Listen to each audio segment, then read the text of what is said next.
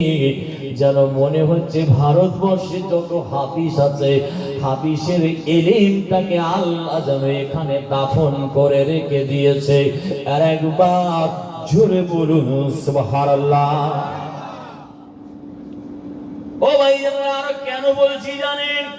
ভারতবর্ষে যত আলেম আছে, যত মুফতি, যত মুহাদ্দিস আছে, ইনার নাম বলবেন, ইনার কিতাবের কথা বলবেন, জবানটা বন্ধ হয়ে যাবে, কথা বলতে পারবে না কেউ। ইনার থেকে বড় আলেম ভারতবর্ষে নাই। আমি দাদা হুজুর কেবলা, বসিরহাট আল্লামা হুজুর কেবলা দুনিয়ায় আসার শত শত বছর আগেকার কথা বলছি।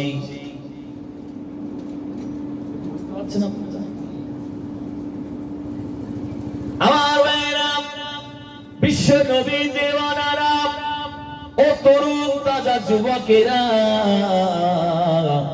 ইনার একটা কিতাবের নাম আজকে শুনিয়ে দিয়ে যাচ্ছি আপনাদের। আমি নিজে পড়েছি, কিতাবটার নাম হলো আখবারুল আখিয়ার। 624 পৃষ্ঠায় লিখেছেন, আমি নিজে পড়েছি। পৃষ্ঠার নাম্বার মনে থাকে না, আজকে আল্লাহ মনে করে দিয়েছে, এই জন্য বললাম আপনাদের। ও ভাইয়েরা, হযরত আব্দুল হক মুহাদ্দিস দেহলভী রাহমাতুল্লাহ আলাইহি কি ফতোয়া দিয়েছেন জানেন? তারা এত বিশাল খেদমত করেছেন শরীয়তের জন্য, কোরআনের জন্য, দ্বীনের জন্য, ইসলামের জন্য, করার পরেও তিনি লিখেছেন, তিনি বলছেন, কি বলছেন?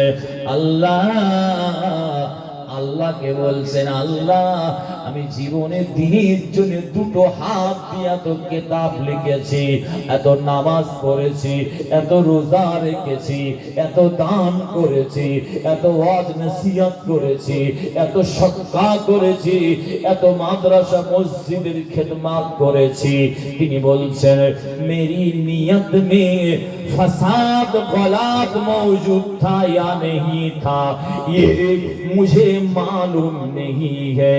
তিনি বলছেন, এত খিদমত করার পরে বলছে, আল্লাহ আমার নিয়তের ভেতরে ভুল আছে না নাই, ত্রুটি আছে না নাই, আমি বলতে পারবো না, লেকিন